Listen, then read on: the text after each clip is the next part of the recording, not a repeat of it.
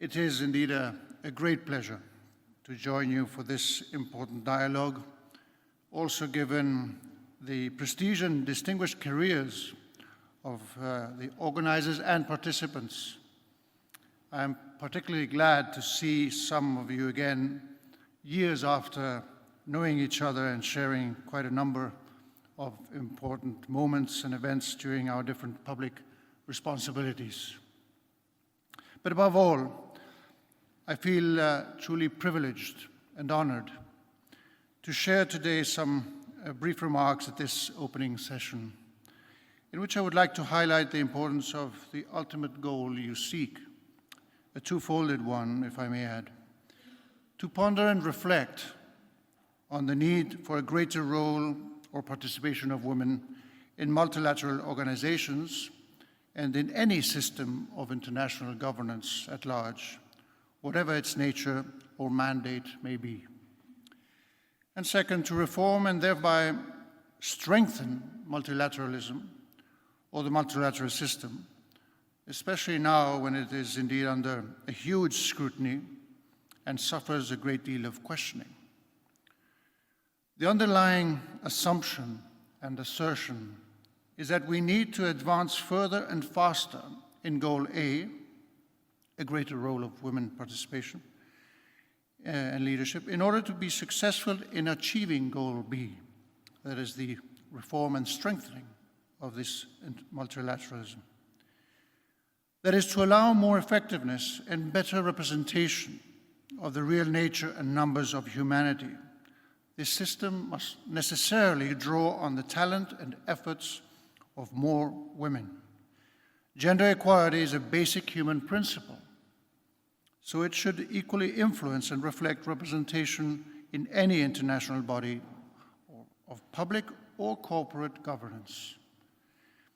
Each generation must live with the multilateral framework of its time.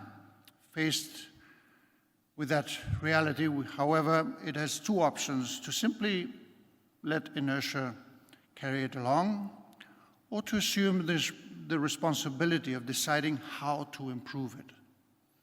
And I believe we are here to discuss precisely that, to assume the responsibility of taking nothing for granted and not giving up on our losses. A form of leadership that more faithfully reflects the realities of our world seems hardly like an unreasonable proposal or objective. And one of those realities in particular is the participation of women at the international level. Women represent more than half of the world population and are growingly present in all spheres of political and economic life and in all social contexts. However, it is clear by your own reports that this does not yet correlate proportionally at the highest levels of multilateral decision-making bodies. The 2025 edition of your report includes very conclusive data from the year before. For example, since 1945, only 13% of the leaders of such organizations have been women, despite some noticeable progress in the composition of senior management teams. At this year's dialogue, you will present the new edition of the report with an up-to-date overview of the situation and new data, which undoubtedly will guide discussions and substantiate proposals for necessary improvement. At this point, I think it is pertinent, as the Minister has done, to add that we also need to remind ourselves and cry out loud that still today in many parts of the world, women continue to suffer tremendous discrimination and even legal limitations to their basic human rights.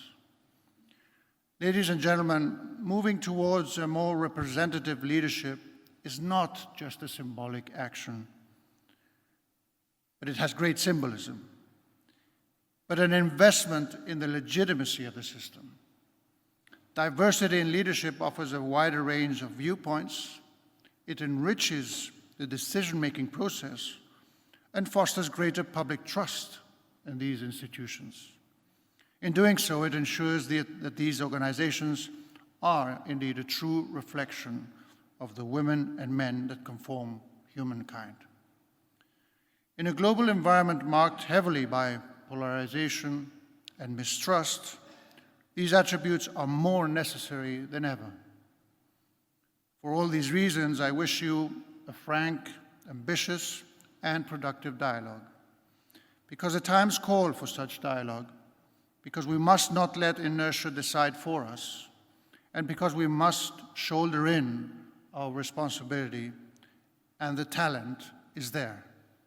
Thank you very much, and have also the opportunity to enjoy our city of Madrid. Thank you. Thank you.